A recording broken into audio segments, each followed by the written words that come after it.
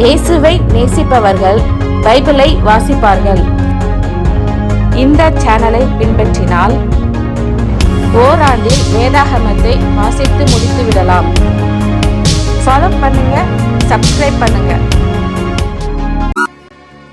1 ராஜாக்கள் 7ஆம் அதிகாரம். சாலமோன் தன் அரமனை முழுதையும் கட்டி முடிக்க 13 வருஷம் சென்றது. அவன் லீபனோன் வனம் என்னும் மாளிகையையும் கட்டினான். அது 100 முழ நீளமும் 50 முழ அகலமும் 30 முழ உயரமுமாயிருந்தது.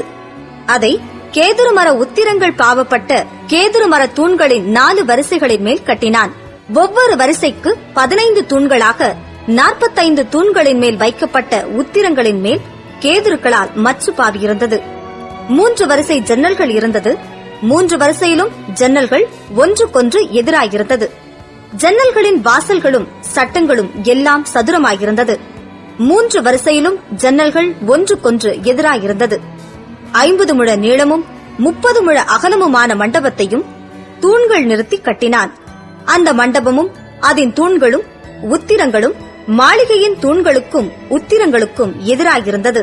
தான் இருந்து நியாயம் தீர்க்கிறதற்கு நியாயாசனம் போட்டிருக்கும் ஒரு நியாய விசாரணை மண்டபத்தையும் கட்டி அதன் ஒரு பக்கம் துவக்கி மறுபக்கம் மட்டும் கேதுரு பலகைகளால் தளவரிசைப்படுத்தினான். அவன் வாசம் பண்ணும் அவனுடைய அரமனை மண்டபத்திற்குள்ளே அதே மாதிரியாக செய்யப்பட்ட வேறொரு மண்டபமும் இருந்தது. சாலமோன் விவாகம் பண்ணின பார்வோனின் குமாரத்திக்கும் அந்த மண்டபத்தை போல ஒரு மாளிகையை கட்டுவித்தான். இவைகளெல்லாம் உள்ளும் புறம்பும் அஸ்திவாரம் முதல் மேல் திறனைகள் மட்டும் வெளியே இருக்கும் பெரிய முற்றம் வரைக்கும் அளவுப்படி வெட்டி வாளால் அறுக்கப்பட்ட விலையேற பெற்ற கற்களால் செய்யப்பட்டது. அஸ்திபாரம் 10 முழ கற்களும் 8 முழ கற்களுமான விலையேற பெற்ற பெரிய கற்களாயிருந்தது. அதன் மேல் உயர அளவுப்படி பணிப்படுத்தின விலையேற பெற்ற கற்களும் கேதுரு மரங்களும் வைக்கப்பட்டிருந்தது. பெரிய முற்றத்திற்கு சுற்றிலும் 3 வரிசை கேதுரு மர உத்திரங்களாலும் 1 வரிசை பணிப்படுத்தின கற்களாலும் செய்யப்பட்டிருந்தது. கர்த்தருடைய ஆலயத்தின் உட்பிரகாரத்திற்கும் அதன் முன் மண்டபத்திற்கும் அப்படியே செய்யப்பட்டிருந்தது.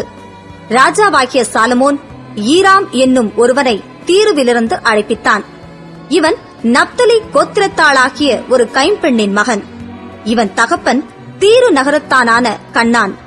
இவன் சகலவித வெண்கல வேலையையும் செய்யத்தக்க யுக்தியும் புத்தியும் அறிவும் உள்ளவனாயிருந்தான். இவன் ராஜாவாகிய சாலமோனிடத்தில் வந்து அவன் வேலையையெல்லாம் செய்தான். இவன் 2 வெண்கல தூண்களை உண்டாக்கினான். ஒவ்வொரு தூணும் 18 முழ உயரமும் ஒவ்வொரு தூணின் சுற்றளவும் 12 முழ நூலளவுமாயிருந்தது. அந்த தூண்களுடைய தலைப்பில் வைக்க வெண்கலத்தால் வார்க்கப்பட்ட 2 கும்பங்களை உண்டாக்கினான். ஒவ்வொரு கும்பமும் 5 முழ உயரமாயிருந்தது. தூண்களுடைய முனையின் மேலுள்ள கும்பங்களுக்கு வலை போன்ற பின்னல்களும் சங்கிலி போன்ற தொங்கல்களும் ஒவ்வொரு கும்பத்திற்கும் எவ்வேழாக இருந்தது. தூண்களை பண்ணின விதமாவது, தலைப்பின் மேலுள்ள கும்பங்களை மூடும்படிக்கு கும்பங்கள் ஒவ்வொன்றிலும் பின்னலின் மேல் சுற்றிலும் 2 வரிசை மாதளம் பழங்களை செய்வித்தான்.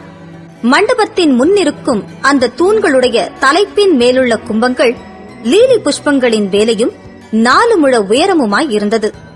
2 தூண்களின் மேலும் உள்ள கும்பங்களில் செய்யப்பட்ட பின்னலுக்கு அருகே இருந்த இடத்தில் விம்மிய 200 மாதளம் பழங்களின் வரிசைகள் சுற்றிலும் இருந்தது. மற்ற கும்பத்திலும் அப்படியே இருந்தது. அந்த தூண்களை தேவாலய வாசல் மண்டபத்தில் நிறுத்தினான். அவன் வலதுபுறத்தில் நிறுத்தின தூணுக்கு யாகீன் என்றும் இடதுபுறத்தில் நிறுத்தின தூணுக்கு போவாஸ் என்றும் பெயரிட்டான்.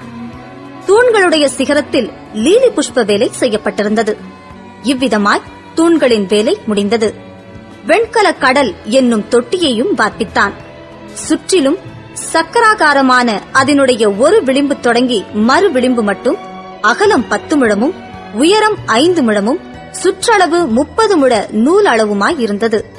அந்த கடல் தொட்டியை சுற்றி விளிம்புக்கு கீழே அதை சுற்றிலும் மொக்குகள் ஒவ்வொரு முழத்திற்கு 10 10 செய்யப்பட்டிருந்தது. வார்க்கப்பட்ட அந்த மொக்குகளின் வரிசைகள் 2ம் தொட்டியோடு ஒன்றாய் வார்க்கப்பட்டிருந்தது. அது 12 ரிஷபங்களின் மேல் நின்றது. அவைகளில் 3 வடக்கேயும் 3 மேற்கேயும் 3 தெற்கேயும் 3 கிழக்கேயும் நோக்கியிருந்தது. கடல் தொட்டி ரிஷபங்களின் மேலாகவும் அவைகளின் பின்புறங்களெல்லாம் உள்ளாகவும் இருந்தது. அதன் கனம் 4 விரற்கடையும் அதன் விளிம்பு பான பாத்திரத்தின் விளிம்பு போலும் லீலி புஷ்பம் போலும் இருந்தது. அது 2000 குடம் தண்ணீர் பிடிக்கும். 10 வெண்கல ஆதாரங்களையும் செய்தான். ஒவ்வொரு ஆதாரம் 4 முழ நீளமும் 4 முழ அகலமும் 3 முழ உயரமுமாய் இருந்தது. அந்த ஆதாரங்களின் வேலைப்பாடு என்னவெனில், அவைகளுக்கு சவுக்கைகள் உண்டாயிருந்தது. சவுக்கைகளோ சட்டங்களின் நடுவில் இருந்தது. சட்டங்களுக்கு நடுவே இருக்கிற அந்த சவுக்கைகளில் சிங்கங்களும் காளைகளும் கேருபீன்களும், சட்டங்களுக்கு மேலாக ஒரு திறனையும், சிங்கங்களுக்கும் காளைகளுக்கும் கீழாக சாய்வான வேலைப்பாடுள்ள ஜலத்தாரைகளும் அதனோடே இருந்தது. ஒவ்வொரு ஆதாரத்திற்கும் 4 வெண்கல உருளைகளும் வெண்கல தட்டுகளும் அதன் 4 கோடிகளுக்கு அச்சுகளும் இருந்தது. கொப்பரையின் கீழிருக்க அந்த கொம்மைகள் ஒவ்வொன்றும் வார்ப்பு வேலையாக ஜலத்தாரைகளுக்கு நேராயிருந்தது. திறனைகளுக்குள்ளான அதன் வாய் மேலாக 1 முழம் உயர்ந்திருந்தது. அதன் வாய் 1.5 முழ சக்கராகாரமும் தட்டையுமாய் அதன் வாயின் மேல் சித்திரங்களும் செய்யப்பட்டிருந்தது. அவைகளின் சவுக்கைகள் விருத்தமாயிராமல் சதுரமாயிருந்தது. அந்த 4 உருளைகள் சவுக்கைகளின் கீழும் உருளைகளின் அச்சுகள் ஆதாரத்திலும் இருந்தது. ஒவ்வொரு உருளை 1.5 முழ உயரமாயிருந்தது. உருளைகளின் வேலை ரதத்து உருளைகளின் வேலைக்கு ஒத்திருந்தது. அவைகளின் அச்சுகளும் சக்கரங்களும் வட்டங்களும் கம்பிகளும் எல்லாம் வார்ப்பு வேலையாயிருந்தது.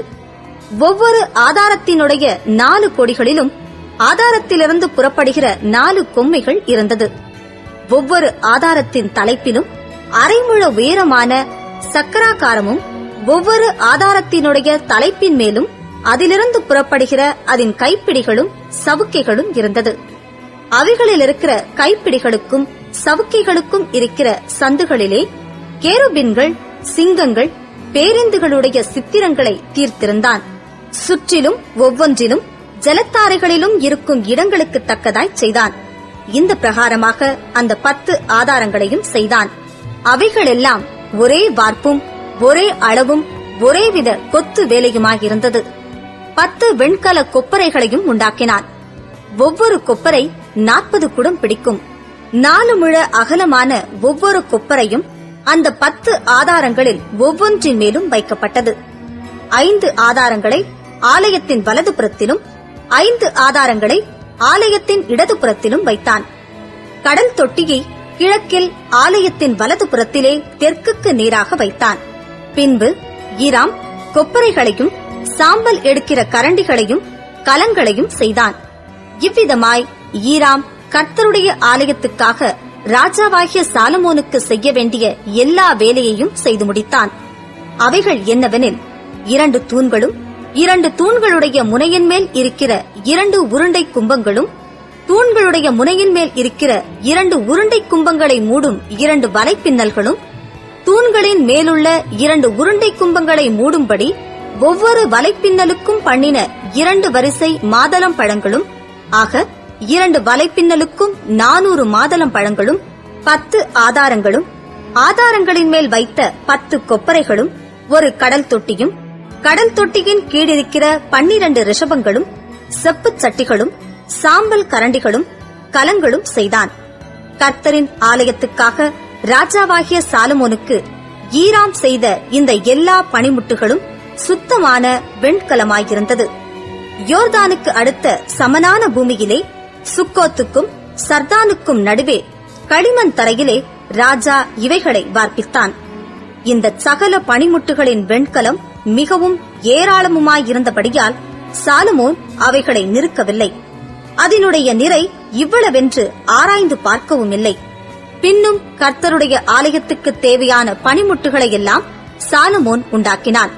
அவையாவன: பொன் பலிப்பீடத்தையும், சமூக தப்பங்களை வைக்கும் பொன் மேஜையையும், சந்நிதி ஸ்தானத்திற்கு முன்பாக வைக்கும் பசும்பொன் விளக்கு தண்டுகள், வலதுபுறமாக 5 இடதுபுறமாக 5 பொன்னான அதன் பூக்களோடும் விளக்குகளோடும் கத்தரிகளோடும் கூட உண்டாக்கினான்.